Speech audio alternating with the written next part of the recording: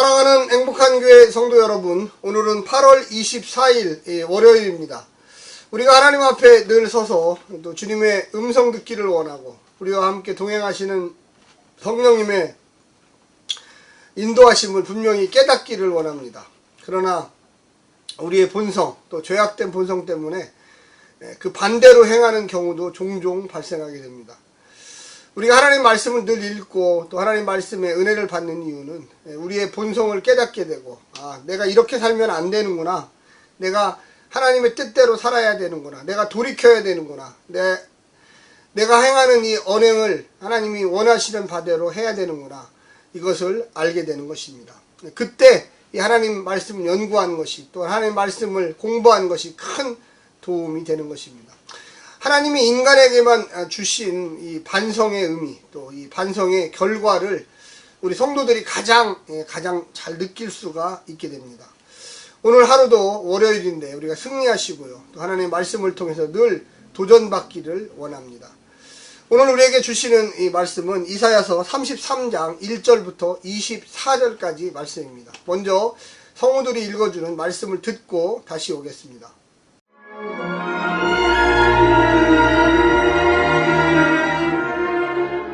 33장. 너 학대를 당하지 아니하고도 학대하며 속이고도 속임을 당하지 아니하는 자여 화 있을진저. 내가 학대하기를 그치면 내가 학대를 당할 것이며 내가 속이기를 그치면 사람이 너를 속이리라. 여호와여, 우리에게 은혜를 베푸소서. 우리가 주를 앙망하오니 주는 아침마다 우리의 팔이 되시며 환난 때에 우리의 구원이 되소서. 요란한 소리로 말미암아 민족들이 도망하며 주께서 일어나심으로 말미암아 나라들이 흩어졌나이다. 황충의 때같이 사람이 너희의 노량물을 모을 것이며 메뚜기가 뛰어오름같이 그들이 그 위로 뛰어오르리라. 여호와께서는 지극히 존귀하시니 그는 높은 곳에 거하시며 정의와 공의를 시온에 충만하게 하심이라. 내 시대에 평안함이 있으며 구원과 지혜와 지식이 풍성할 것이니 여호와를 경외함이 내 보배니라.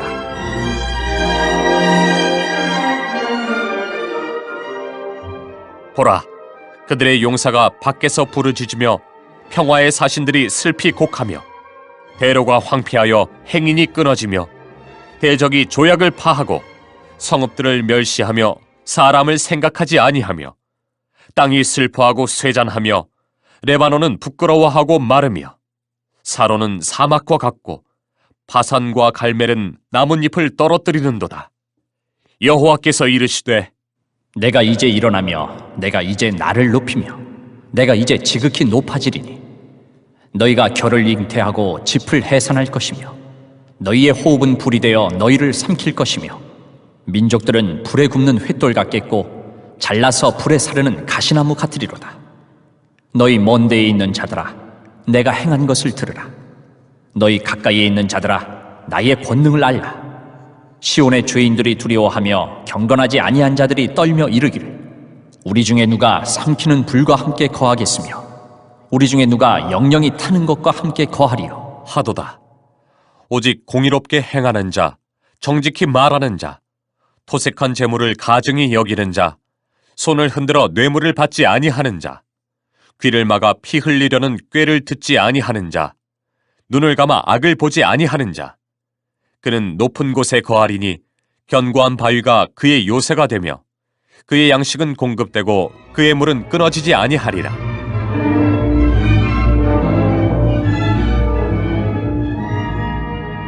내 눈은 왕을 그의 아름다운 가운데에서 보며 광활한 땅을 눈으로 보겠고 내 마음은 두려워하던 것을 생각해내리라. 계산하던 자가 어디 있느냐? 공세를 계량하던 자가 어디 있느냐? 망대를 계수하던 자가 어디 있느냐? 네가 강포한 백성을 보지 아니하리라. 그 백성은 방언이 어려워 네가 알아듣지 못하며 말이 이상하여 네가 깨닫지 못하는 자니라. 우리 절기의 시온성을 보라. 내 눈이 안정된 처소인 예루살렘을 보리니 그것은 옮겨지지 아니할 장막이라. 그 말뚝이 영영이 뽑히지 아니할 것이요 그 줄이 하나도 끊어지지 아니할 것이며 여호와는 거기에 위험 중에 우리와 함께 계시리니 그곳에는 여러 강과 큰 호수가 있으나 노젓는 배나 큰 배가 통행하지 못하리라. 대저 여호와는 우리 재판장이시요 여호와는 우리에게 율법을 세우시니요 여호와는 우리의 왕이시니 그가 우리를 구원하실 것임이라. 내 돛대줄이 풀렸으니 돛대의 밑을 튼튼히 하지 못하였고 돛을 달지 못하였느니라.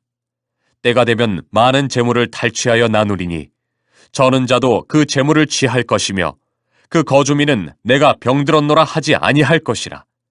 거기에 사는 백성이 사죄함을 받으리라. 이 오늘 본문을 보게 되면 기승전결이 있는 것처럼 은혜를 구하는 기도, 높은 곳에 거할 자, 시온 성을 보라. 쉽게 얘기하면 좀 그 내용 자체가 하나님의 심판이 또 있고요. 하나님께 간구하는 기도가 있고 또 하나님이 다시금 회복시켜주는 은혜가 있다고 이야기할 수 있습니다.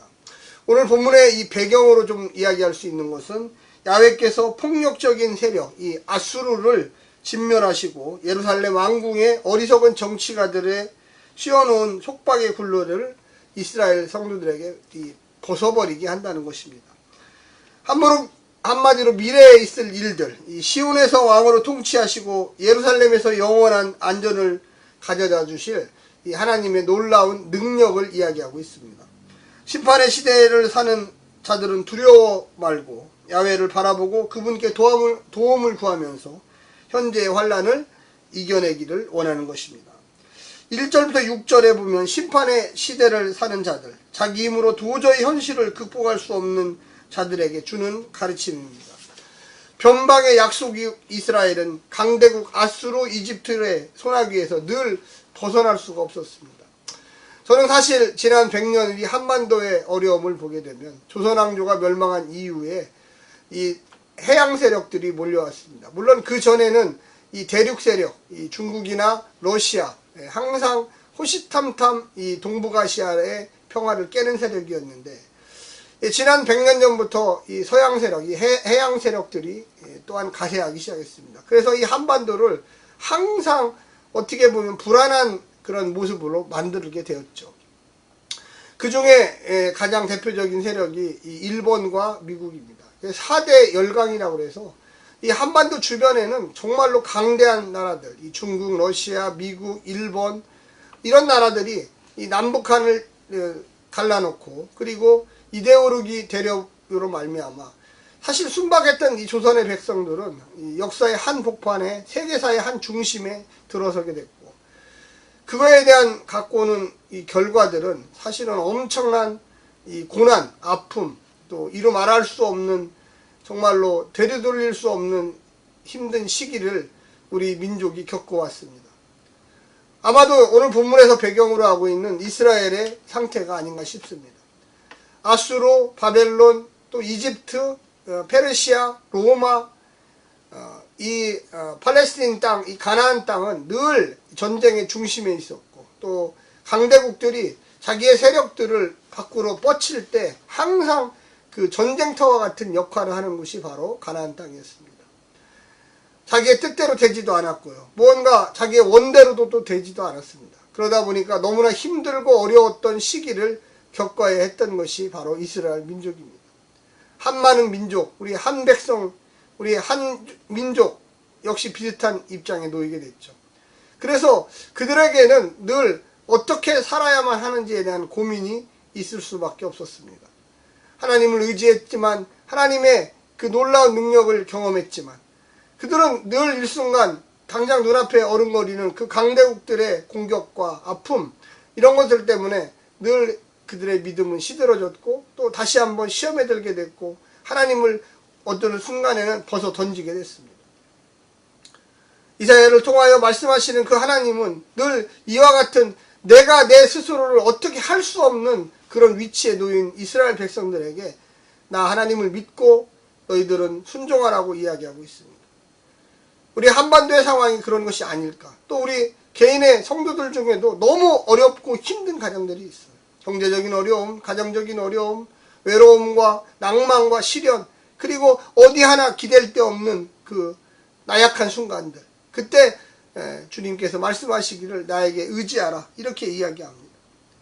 이스라엘은 야훼에게 은혜 베풀어 주시기를 기도하는 장면이 오늘 본문의 이야기입니다. 특별히 1절부터 9절 도움을 구하는 기도, 예루살렘의 구원을 이야기합니다. 어쩔 수 없는 그 상황, 이사야 선지자는 약탈자와 배반자들에게 화를 선포합니다. 얼마나 많은 아수르 또 이집트 갖고 놀던 이 백성들, 이 유다 땅의 백성들이죠. 우습게 보이는 백성들. 이제 하나님이 심판하셔서 그 아수르와 이집트를 완전히 다 진멸하기를 원하십니다. 불의한 권력의 승리는 많은 사람들을 절망과 좌절에 빠뜨리죠. 그래서 우리는 하나님께 나아갈 수밖에 없어요. 하나님, 이 불의한 시대, 이 폭력의 시대, 당신이 함께 하지 않으면 우리는 어디로 갑니까? 이렇게 외칠 수밖에 없습니다. 이사야는 고난 중에 있는 자들이 눈에 보이는 현실에 넘어가지 말 것을 경고하고 있습니다. 허락된 기간이 끝나면 반대로 약탈과 배반에 너희들 넘어질 거라고 이야기하고 있습니다. 공동체를 환난에서 건져내달라고 선지자가 대표로 하나님께 기도합니다. 그게 바로 2절부터 4절까지의 내용이에요. 하나님만이 공동체를 살릴 수 있습니다. 사랑하는 성도 여러분, 하나님만이 지금까지 한반도를 살리신 거예요. 물론 남북한이 분단돼 있고 인구변으로 보면 중국이 얼마나 강력합니까? 러시아 어마어마하죠. 미국 지금 전 세계를 휘젓고 있는 나라예요. 그런데 이 모든 나라들이 이 동북아시아 이 한반도에 어마어마한 관심을 갖고 있고 어마어마한 군비 경쟁들이 시작되고 있습니다. 그 가운데서 이 남쪽은 기도로 경제적으로 정치적으로 또 민주화되었고 산업화되었고 얼마나 잘 살 수 있는 결과를 가져왔습니다. 아직 저 북녘 땅, 저 공산주의의 땅, 그 사상에 쩔어 있는 인민의 땅, 배고프고 아프고 춥고 같은 민족인데 원하지 않는 남북한의 그 대결이 시작되어서 지난 70년이 흘러갔습니다. 우리의 삶 속에 어떤 것이 옳은 걸까요? 7절에 보면 예루살렘 주민들 모두가 나와 하나님께 부르짖습니다. 저는 우리 민족이 앞으로 이 한반도에 평화를 가져오고 이 한민족이 전 세계에 긍정적인 영향을 끼치려면 다 같이 하나님께 나아가야 된다고 믿습니다. 평화의 사신들이 전쟁에 패했다는 나쁜 소식을 가져오지만 8절에는 상인들과 여행자들의 길이 폐허가 되었지만 그 원인은 무엇이었습니까? 하나님과의 계약이 파괴되었기 때문에 그러한 결과를 가져온 거예요. 그러나 10절부터 16절까지 주께서 적들에게 경고하십니다. 아수르하고 이집트에게 경고하십니다. 10절에 여호와께서 직접 대적에게 대적하시기를 시작합니다. 하나님을 거스린 자는 생명력이 없다고 이야기하십니다. 11절 12절에 말씀하셨고요. 최소한의 미래도 없습니다. 하나님의 임재는 이방인들에게 해방도 되지만 내적인 마음의 깨끗함을 요하십니다. 단지 겉으로만이 아니라 너의 심령의 세련함을 입으라고 이야기하는 것입니다. 14절에 보면 사르는 불, 꺼지지 않은 불덩이, 하나님의 보호를 받으며 시온에 살 수 있는 자들이 6가지로 윤리적 문제를 시작합니다. 토색을 하지 말고 남의 걸 빼앗지 말고 뇌물 금지하고요. 무지한 사람을 함정에 빠뜨리는 죄를 업지 말고 음모에 참여하지 않는 죄, 보호와 안전을 상징하는 단어들이 16절에 계속 등장하고 있습니다. 돌로 쌓은 견고한 산성, 마실 물과 먹을 것이 풍부한 생존권이 보장되죠. 하나님이 통치하신다는 것, 지금까지 아수르와 이집트에게 의지했던 그 사람들이 토색과 그리고 뇌물과 무지한 사람을 힘으로 제압했던 것. 17절부터 24절까지는 찬란한 미래에 대해서 이야기하고 있습니다. 하나님은 어떤 분이실까요? 하나님은 우리에게 무엇을 이야기하고 계실까요? 하나님의 출현은 새로운 시대를 약속합니다. 그게 바로 구원의 시대입니다. 왕 하나님은 아름답고 합당하게 등장하시고요. 이스라엘 영토를 확장시키고요. 18절 19절에 예루살렘에 자유가 허락되기 시작합니다. 예루살렘은 원래부터 하나님의 도성이었는데 그들이 율법을 지키지 아니하고 하나님과의 언약을 깨버리고 그들이 타락하고 도색하고 폭력적으로 살아났기 때문에 하나님이 아수르를 불러서 심판하셨어요. 그런데 이제부터 하나님이 직접 통치하십니다. 하나님은 미래의 왕이요 지도자의 재판관이 되어졌어요. 미래의 불안도 해방됐습니다. 우리가 예수님을 메시아로 믿는 이유는 뭘까요? 이 땅에 살면서 나의 주인이시요 나의 판단자시요 나를 이끌어주시는 분이요 나에게 보호자요, 나에게 힘을 주시는 분이요, 용기를 주시는 분이요, 그 성령의 영이 우리 가운데 거하시기를 원하는 것입니다. 사랑하는 행복한 교회 성도 여러분, 정의와 공평의 평안의 시대가 올 줄로 저는 믿습니다. 우리가 하나님께 바로 서고 하나님께 제대로 간구를 하고 제대로 우리의 언행을 삼가할 때 하나님의 놀라운 은혜가 있을 줄로 믿습니다. 야훼께서는 스스로 높이십니다. 야훼께서는 죄인들을 두렵게 하고 의인들을 높이십니다. 안전과 생명이 가득한 거룩한 성을 만들기 시작하십니다. 오늘 본문에 나와 있는 이사야 33장의 말씀은 회개하고 돌아온 자들에 대해서 내가 너희들을 용서하고 왕이 되어주고 너희들을 핍박하고 너희들을 시험에 들게 하고 너희들을 괴롭혔던 그들을 내가 보복하여 주리라 약속하시는 겁니다. 하나님이 살아계시다면, 하나님이 우리와 함께 계시다면 하나님의 놀라운 은혜와 능력이 우리의 삶을 변화시킬 줄로 믿습니다. 사랑하는 성도 여러분, 용기를 가지시고 하나님은 정의의 하나님이시고 우리에게 복 주시는 분입니다. 샬롬.